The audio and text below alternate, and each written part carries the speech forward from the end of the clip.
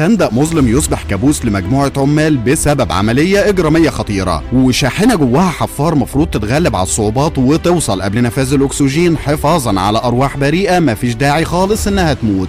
وقبل ما نبدأ فيلمنا ما تنساش فولو ولايك وشير لو بتتابعنا على فيسبوك، وتفعل زر الجرس وتشترك في القناة لو بتتابعنا على اليوتيوب. ويلا بينا نبدأ عظمة النهاردة. بيبدأ فيلمنا في شمال كندا في عز ما كانت الأجواء باردة وطقس مش سهل على حد يتحمله إطلاقا، وظهر مجموعة عمال مناجم وتنقيب في خنادق معينة وأجواء تبان من بعيد إنها هادية، وطبيعي جدا استخدام جهاز استشعار غاز الميثان في مواقف طارئة زي دي تحسبا إن وارد يظهر بشكل مفاجئ، وده لو حصل فحرفيا هتقلب كارثة لأنه بيشتغل مع الهواء الجوي بدرجة كبيرة. وبذكاء شديد لاحظ مهندس الموقع إن في جهاز من ضمن الموجودين مش شغال بشكل كويس، ولما سأل العامل عن السبب بكل استهتار وبرود اعصاب بلغوا انه وارد جدا تكون البطاريات معطله، وبينتهي الحوار وما بيكونوش مدركين لحجم المشكله. وبوادر الكارثه بدات تظهر لما سمعنا صوت انفجار رهيب في جزء معين من النفق، وتسبب في قلب شاحنه كانت ماشيه على الطريق الرئيسي، والاجواء ما تطمنش خالص. ومسؤولين شركه الحفر اتخضوا من صوت الانفجار وكانوا في حاله انهيار ومش مصدقين اللي بيحصل، وده شفناه لما لقينا المدير فتح باب الشركه وحاول يعرف حجم الكارثه. جوه النفق بقى كانت الاجواء اخطر بدرجة مش معقولة، وده علشان العمال قريبين جدا من مصدر الاشتعال وغاز الميثان وبنسبة كبيرة خطر على حياتهم. علشان كده فورا وبدون تفكير طلب المهندس من المجموعة يتحركوا بأقصى سرعة على أمل بسيط ينقذوا حياتهم. وبتكون الأجواء صعبة والحركة بشكل كبير عشوائية، وده سبب مشكلة كبيرة عبارة عن إن جزء منهم قدر يطلع من النفق والجزء التاني لسوء الحظ بيكون فات الأوان. وحدث انفجار أخطر اتسبب في حبسهم بعد طبعا ما مجموعة صخور وقعت قدام باب الخروج، وانذارات التحذير بدأت تشتغل في النفق لكن بدون فايدة. في عالم تاني موازي بنلاقي مايك سايق شاحنة معينة وبيركنها في الموقع اللي بيشتغل فيه، وما قدرش يتملك أعصابه خصوصا بعد ما لقى شخصين بيتنمروا على أخوه جيرتي بسبب إنه ضعيف نوعا ما عقليا. ففجأة وبدون مقدمات ضرب واحد منهم بكل قوة وقعه على الأرض، وده سلوك ما عجبش المدير فقام طارد الأخين مايك وجيرتي من الشغل بشكل نهائي. ولما خرجوا وركبوا الشاحنة بتاعتهم حصل شدة ما بينهم، ومايك كان متضايق جدا بسبب حالة اخوه والمشاكل اللي دايما بيتعرض لها بسببه ومش عارف يتصرف ازاي، وده سبب كفيل جدا يخليه يفكر انه يوديه مستشفى مختصة تقوم برعايته. فما استناش كتير وفعلا بدأ ينفذ لما لقيناه بيتكلم مع الدكتور وبيشرح له قد ايه هو بيعاني ومحتاج مساعدة في انه يحجز اخوه في المستشفى عندهم كحل من وجهة نظره صح. وفعلا سابه مع الدكتور علشان اجراءات الفحوصات واقامته تتم بشكل رسمي. وبعد فترة مايك رجع للمستشفى واكتشف عن طريق الصدفة ان المادة الفعالة للدواء المكتوب مؤذية جدا وكفيلة تدمر حياته، ففضل انه يتراجع عن قراره وياخد اخوه ويطلعوا بره المستشفى. في الاثناء دي شركة الحفر كانت مقلوبة بسبب الكارثة اللي حصلت، والاتصالات فضلت شغالة بين المسؤولين والرئيس بتاعهم، واللي نبه على اجراءات السلام وحسهم يتحركوا وينقذوا العمال باي طريقة ممكنة. فعرضوا عليه فكرة مجهزينها عبارة عن حفار قوي يحفر في النفق وبكل سهولة يقدروا يحافظوا على حياة رجالتهم ده في حالة لو لسه عايشين. فوافق وفعلا بدأ ينسق مع القوات الجوية علشان يتولوا المسؤولية عن طريق طيارة خاصة بيهم، لكن الفكرة تعرضت للرفض وكانت حجتهم ان ده هيسبب لهم مشكلة كبيرة من ناحيتين. الاولى ان وزن الحفار كبير بدرجة صعبة على طيارة انها تشيله، والمشكلة الاكبر هي عدم وجود مهبط اساسي بسبب ضيق المكان والاجواء المحيطة بيه، وبكده تكون المهمة شبه مستحيلة. لكن الوزير ما فقدش الامل لحظة ونزل بالخطة البديلة، وكانت عبارة عن تجهيز شاحنة ضخمة تكون مجهزة ومستعدة لنقل الحفار. مهمة صعبة لكن مفيش غيرها. فضل الامر للمساعد بتاعه يروح لشخص اسمه جيم ويعرض عليه مبلغ كبير جدا كاغراء يخليه يقوم بالمهمه بحكم انه سائق محترف. وفعلا راح مساعد الوزير وعرض عليه، لكنه في البدايه رفض علشان كان متخوف ومش جاهز لاي مخاطره. وقبل ما يمشي بلغه انه موافق بشرط يديله مساحه وقت يجهز فيها فريق محترف يقدر ينفذ مهمه صعبه زي دي. وكسبب تاني خلاه يوافق هو انه من ضمن العمال المحبوسين اخو بنت على معرفه بيها، فوافق يخاطر كنوع من رد الجميل ليها. وما عداش وقت غير وجيم بعت رسائل لمعظم السواقين اللي متاكد انهم مناسبين لمهمه خطيره زي دي، ومن ضمنهم مايك اللي فضل متخوف ورافض لفتره صغيره، لكنه اقتنع بعد ما اخوه جريف قدر ياثر عليه وكمان المقابل المادي كويس قوي ويستاهل المجازفه. فبيروح مايك بصحبه اخوه جيرتي لمكان العمل الخاص بجيم واللي اساسا ما كانش موجود، علشان كان في مقابله مع اخت شخص محبوس في النفق وبيكون اسمها تانتوا، علشان يعرض عليها مهمه زي دي مستحيل ترفضها، فبتوافق برغم ظروف حياتها الصعبه. صعبة، خصوصا انها خارجة من السجن بعد القبض عليها بتهمة إثارة الشغب، وفعلا بتوافق بدون حتى ما تفكر. وجيم لما بيرجع لمقر شغله بيبدأ يتفقد ملفات التقديم الخاصة بالسواقين اللي بعت لهم رسائل واعلانات، ولفت انتباهه ملف مايك بحكم انه سائق محترف وعنده لمسة مميزة في الاماكن الجليدية وبنسبة كبيرة هيساعدهم. لكن اعتراضه كان على جيرتي بعد ما لاحظ وشك ان عنده تأخر ذهني، ومايك لحق الموقف وتصرف وقال ان اخوه ده ميكانيكي محترف ومساعد ليه، لكنه بيعاني من شوية مشاكل نفسية بسيطة لا يمكن تأثر على شغله. فجيم ما كانش لسه اقتنع وقرر يختبره بنفسه، وده بنشوفه حرفيا لما بنلاقيه اخدهم بعدها وراحوا للورشة وجهز اختبار لجيرتي عبارة عن انه يفك موتور شاحنة في وقت معين بيكون محدده. وبرغم ان مايك فضل متخوف، لكن جيرتي قدر يبهره هو وكل الموجودين في وقت قليل جدا. علشان كده جيم ما فكرش ثواني وقرر يعينهم هما الاتنين للمهمة الجديدة. وفي عالم تاني مجموعة العمال بيكونوا في حالة صعبة جدا محدش يتمناها، وده لانهم بيعانوا من نقص الاكسجين وقلة امدادات وتسرب غاز ميثان حرفيا مميت وبيشكل خطر كبير عليهم. ده غير ان مسألة انقاذهم لسه مش مضمونة واحتمال تستغرق وقت، والازمة شكلها هتطول. لكن جيم وباقي المجموعة مايك وجيرتي وتانتوا بيكونوا في الجراج وعلى استعداد للمهمة، وهناك ظهر توم مندوب شركة التأمين واللي شرط اساسي موجود معاهم بحكم قوانين العمل. وجيم كان مرتب لكل حاجة بعد طبعا ما شرح لهم زوايا الحفار وتفاصيل ووراهم الشاحنات بتاعتهم، واللي بيكونوا 3، واحدة منهم ركب فيها مايك وجيرتي، والتانية ركب فيها جيم لوحده، والتالتة ركب فيها تانتوا مع توم. وبدأوا انهم يتحركوا على الجليد علشان ينقلوا الحفار ويحاولوا ينقذوا ارواح بريئة ملهاش اي ذنب تموت. وفي الطريق بيعلى السنس وبيتدمر السسبنس مع ظهور اول مشكلة في عربية جيم اللي وقفت فجأة لسبب مجهول، وده خلى توم وتانتوا يوقفوا شاحناتهم علشان يعرضوا المساعدة. اما جيرتي فبيحاول ينزل هو كمان على امل يحاول يصلح الشاحنة، بس الخطر الاعظم ظهر، وهو ان حمولة الشاحنة تقيلة جدا بدرجة صعب الجليد يتحملها. فبدأت الشاحنة تتسحب بشكل غريب ومش مفهوم، وطبعا كانوا رابطين ال3 عربيات ببعض، ولسوء الحظ الحبل لف حوالين رجل جيم وبدأ ينسحب لتحت الارض. فطلب استغاثة من اقرب حد ليه وهي شاحنة تانتوا اللي كانت هي كمان بتنسحب، وبنسبة كبيرة هيغرقوا هما الاتنين. فما كانش قدام جيم حل غير انه يضحي ويطلب من تانتوا تقطع الحبل وتحافظ على شاحنتها وهو يستقبل مصيره بقى. وبرغم ان ده صعب لكنها عملت كده فعلا، وضاع جيم وغرق، والجليد بدأت بوادر انهياره تظهر. فما كانش قدامهم حل غير انهم يتمالكوا اعصابهم ويتحركوا حالا في اسرع وقت قبل ما يموتوا. وفعلا الشاحنتين اتحركوا باقصى سرعة علشان مفيش وقت كتير، والطريق من وراهم كان بينهار، والامور اتصعبت اكتر لانهم اضطروا يعدوا على منطقة طينية ثلجية، وده خلى الشاحنات بتاعتهم تقع على الارض بشكل مفاجئ. وعلشان نعلي السنس ونزود السسبنس عندك كمشاهد، بنرجع نفكرك انك هتستمتع بملخص خطير، فطبيعي وبدون تفكير وقبل ما نكمل عظمة فيلمنا يا ريت تدعمنا بلايك جميل وتشترك في القناة علشان الفترة الجاية افلام من العيار التقيل وحاجة جامدة جدا تستاهل تشوفها. ويلا بينا. وبعد ما الشاحنات وقعت لحسن الحظ قدروا يخرجوا هما ال4 احياء بدون اي اصابات، وحاولوا يتعاملوا مع الموقف ويوقفوا الشاحنات مرة تانية عن طريق المعدات والرافعات اللي كانت معاهم، وفعلا نجحوا بصعوبة جدا، واخيرا الشاحنتين رجعوا لحالتهم الطبيعية. وفي لحظة معينة توم بدأ يحذر كان وجيرتي من تانتوا، وقال انه شاكك انها سبب كل اللي حصل علشان لاحظ انها كانت بالقرب من شاحنة جيم قبل ما الحادثة تحصل. والغريب انه كان بينهم مشاكل سابقة، والشكوك بتزيد وبتسيطر على كاب وجيرتي، وبنسبة كبيرة بيكونوا مصدقين. علشان كده اول حاجة عملوها راحوا يتكلموا مع تانتوا وواجهوها وضغطوا عليها وطلبوا منها تعترف، لكنها انكرت وكدبت كلامهم وقالت مستحيل حرفيا يحصل منها كده، ايه الدافع مثلا؟ بالعكس اكبر سبب لحسن نيتها ان اخوها من ضمن المحبوسين في النفق. والاجواء بتتوتر مرة تانية، وبتحصل خناقة وبتطلع تانتوا المسدس بتاعها وبتوجهه ناحيتهم، وبدون ما تاخد بالها بيهجم عليها جيرتي وبيوقعها. بعد كده بيربطوها بحبل وبيسيبوها داخل الشاحنة، وبدأوا يتأقلموا وحاولوا ينفذوا المهمة رغم كل الصعوبات، فجهزوا نفسهم فعلا علشان يتحركوا. والمجموعة داخل النفق بتكون حالتهم صعبة جدا، والبعض منهم اقترح انهم يتخلصوا من المرضى والمصابين عن عمد علشان يديلهم مساحة اكسجين اكبر يتنفسوا هم والناس اللي فضلوا عايشين. لكن المهندس رفض تنفيذ فكرة غير انسانية زي دي، ومايك واللي معاه بيكونوا خلاص هيتحركوا بعد ما رتبوا امورهم وعملوا صيانة للحفار علشان ما تحصلش مشكلة تانية. لكن بكل غدر بيظهر توم على حقيقته وبيقوم جاي قافل عليهم باب الشاحنة اللي هم فيها، وكمان بياخد شنطهم وبيحطها في الشاحنة التانية جنب تانتوا اللي حاولت تقاومه لكنه ضربها. وما اكتفاش بكده، لا ده كمان رمى ديناميت تحت الشاحنة الموجود فيها مايك، وبدأ ينطلق بأقصى سرعة بسرعة علشان الشظايا ما توصلوش. في الوقت ده مايك بكل قوته وبمساعدة اخوه حاولوا يدمروا فتحة تكييف كفيلة توصلهم للمخرج الخلفي للشاحنة، وقدروا يعملوا كده فعلا، ولحسن حظهم قدروا يطلعوا. وعلى اخر لحظة قدر مايك انه يلحق الديناميت ويرميه بعيد عن الشاحنة، وقرروا ينفذوا المهمة لوحدهم. لكن الكارثة ان عجل الشاحنة بدأ يغرس في الجليد، وهيتكرر سيناريو ما نحبش نشوفه. فكان الحل انهم يطلعوا عمود من الشاحنة ويستخدموه بمساعدة رافعة علشان يحاولوا يوقفوا الشاحنة وترجع لطبيعتها مرة تانية. لكن الرافعة كانت على وشك تنكسر بسبب وزن الشاحنة، وده خلى جريف يرفض يكمل بحيث مفيش فايدة يعني. وساعتها مايك اتعصب عليه وقام جري ضربه، وفضل مكمل شد لغاية ما الرافعة اتدمرت والبكرة بتاعتها طارت، واصطدمت بجريف معاها ونزلت لتحت الجليد ومعاها جزء من الشاحنة. وده خلى مايك في حالة انهيار، وكان مرعوب جدا ومتخوف على حياة اخوه، ونزل للمية وعلى اخر لحظة قدر ينقذه ويطلع بيه للسطح. وبرغم ان مايك كان محتار، لكن فضل حياة اخوه عن ربح المهمة، وقرر ياخد الشاحنة فقط بدون الجزء الخلفي، ويرجعوا على امل يلحقوا توم وياخدوا الشاحنة اللي معاه. وساعتها يفكروا مخيرين انهم يكملوا او ينسحبوا. اما توم نفسه فبيكون خلاص وصل لجورج مدير الموقع علشان يحتفلوا بنجاح جريمة بشعة زي دي، خصوصا لما بنعرف انه كلف توم وطلب منه يتحرك معاهم تحت تمويه شركة التأمين علشان يمنع وصول الحفار للعمال، وبكده ينقطع عنهم الاكسجين ويموتوا ويختفي السر معاهم، واللي بيكون هو اساسا مشترك فيه. بعد ما امر عامل من الموجودين في النفق يفصل جهاز مستشعرات غاز الميثان علشان يظهر وينفجر ويقضي عليهم كلهم. وجورج ما اكتفاش بكده، فعلشان ما يفضلش دليل واحد ضده طلب من توم يركب الشاحنة ومعاه تانتوا وينزل بيها من منحدر عالي وتبان انها حادثة عادية ومحدش يشك فيهم. ولما بنرجع للنفق بتكون اجواء محزنة، خصوصا بعد ما اعترف جماعة انهم تبع جورج وانهم اخدوا رشوة علشان يفصلوا الجهاز. والحالة بتزيد اثارة، والبعض منهم لسه معتقد وشايف ان موت عدد منهم ولو حتى المرضى والمصابين هيوفر اكسجين للباقي وهيديهم فرصة ولو بسيطة انهم يعيشوا. لكن المهندس رفض عمل غير انساني زي ده، وهم ما اقتنعوش بكلامه وفضلوا يتخانقوا مع بعض. فحذرهم المهندس وهدد انه ممكن يقرب الولاعة بتاعته من غاز الميثان والمكان ينفجر، فبيضطروا يسكتوا لغاية ما يلاقوا حل. وبيجي الدور لمشهد صعب، وده بعد ما توم قرر يتحرك علشان يوقع الشاحنة بتانتوا، لكنها بصعوبة جدا قدرت تشترك معاه ووقعت من العربية واتحركت بأقصى سرعة ومعتقدة ان الموضوع انتهى. لكن توم ساعتها بيكون ماسك في الشاحنة من تحت وبيقطع سلك البنزين، فبدأ يقع على الارض وما فكرش ثواني، وقرر يلحق البنت دي قبل ما تفضحه. فركب عربية واحد من رجالته واتحرك مع مجموعة علشان يلحقها ويقضوا عليها، وتانتوا بتكون خلاص في طريقها للعودة. اما مايك وجيرتي فهم كمان بيكونوا تقريبا وصلوا لنقطة مشتركة، وبيدخلوا في مواجهة مع رجالة توم وبتكون لصالحهم، فبيقدروا يتخلصوا منهم بكل سهولة. اما شاحنة تانتوا بتقف مرة واحدة بعد ما البنزين خلص وبتنزل منها، وبتكون مرعوبة من توم اللي خلاص فعلا وصل لها. لكن قبل ما يفكر يأذيها بيوصل مايك وجيرتي وبيخبطوه بالشاحنة علشان يقع من على جبل جليد، وفكروا اللحظة انه مات. والحقيقة غير كده خالص، لانه قدر يطلع سليم وياخد موتوسيكل ويرجع لرجالته علشان يرجع بقوة مرة تانية ويقتلهم. اما جيرتي فبيكون متوتر وهو بيصلح سلك البنزين وحاسس بالذنب تجاه عمال النفق اللي ملهمش ذنب يموتوا. وتوم بيعلي ليفل الجريمة فبيطلع لقمة جبل عالي فوقيهم وبيزرع متفجرات وبتنفجر، وبيبدأ الجليد يدوب. والموضوع حرفيا لو فضل كده وما تصرفوش هيقلب بكارثة. علشان كده بدأوا بالحل المتاح قدامهم، وهو انهم يتحركوا بالشاحنتين والحفار بأقصى سرعة، لكن بيفشلوا. وده بعد ما شاحنة تانتوا الموجود جواها الحفار بتخبط في شجرة وبتتصاب، فراحوا علشان يساعدوها وفعلا قدروا يطلعوا الجزء ده من جسمهم. وما عداش ثواني الا وفصلوا الجزء الخلفي من شاحنة تانتوا ووصلوه بالشاحنة بتاعتهم، واخدوا تانتوا واتحركوا للنفق. وبعد وقت مش كتير بيوصل توم وما بيكونش قدامه حل غير انه يركب شاحنة تانتوا وبيتحرك وراهم، وبيحاول بكل طاقته انه يمنع وصول الحفار للموقع. وفعلا بكل سهولة قدر يوصل لها، وده لان الحمولة الخاصة بيه مش كبيرة. وهنا مايك طلب من جيرتي يتولى مهمة السواقة ويحاول باخر نقطة دم ليه يوصل مع تانتوا ويلحقوا العمال، وهو هيطلع ويتصرف مع توم ويحاول يعطله. وفعلا قدر ينط على عربيته ويدخل في مواجهة قوية معاه، وبتكون اجواء صعبة لغاية ما الاتنين بيقعوا على الارض. حاول مايك يستغل فرصة ذهبية زي دي ويركب ويتحرك بسرعة، لكن توم ما بيدلوش فرصة وبيفضل يضايقه ويتخانق معاه. لكن بذكاء شديد قدر مايك يستغل حزام الامان لصالحه ويشنق توم، وكان معتقد ومتخيل انه مات. والمشكلة الاكبر ان شاحنة تانتوا بتكون غرست والامور اتصعبت، وده بسبب ان الكوبري الجليدي بدأ ينهار. لكنهم على اخر لحظة قدروا يتخطوا عقبة الكوبري. فاخيرا مايك حس ان في فرصة وممكن يلحق وقطع عليه اللحظة توم بعد ما طلع لسه عايش وفي روح، وبدأوا يتقاتلوا مرة تانية. لكن مايك كان كريتيف حبتين، فضرب توم علشان يخليه يفقد الوعي ولو بشكل مؤقت، ونط من العربية في نفس اللحظة، وفاق توم على مشهد موته، وده بعد ما لقى الجليد بيتفكك والطريق بينهار وغرق مع الشاحنة. اما تانتوا وجيرتي فبعد ما خرجوا للناحية التانية بيفضلوا مركزين مع توم ومش منتبهين لحجم الكارثة اللي هتحصل، لان الشاحنة بتاعتهم هي كمان بدأت تتراجع للخلف وفي طريقها للغرق. فحاولت تانتوا تركب بسرعة وتمنعها، وجيرتي ما كدبش خبر وقفل بوابة الكوبري، وفضل بكل طاقته واقف مبين الشاحنة والبوابة علشان يدفعها بايده وما تقعش لغاية اخر نفس في حياته. وبعدها ودع ومات في مشهد صعب قدام عيون مايك اخوه اغلى شخص في حياته، لكن قدر يتماسك بصعوبة ووصل مع تانتوا لمكان النفق وبدأوا انهم يحفروا. وفعلا بعد عذاب قدروا ينجحوا ويخرجوا العمال، ومن ضمنهم اخو تانتوا واللي فرحت لما شافته لسه عايش. اما جورج زعيم العصابة فبيتفضح امره والوزير والشرطة بيقبضوا عليه، ومايك بيستقبل مكافأة كبيرة خسرته اهم حد في حياته وبيشتري الشاحنة اللي كان مخطط ليها.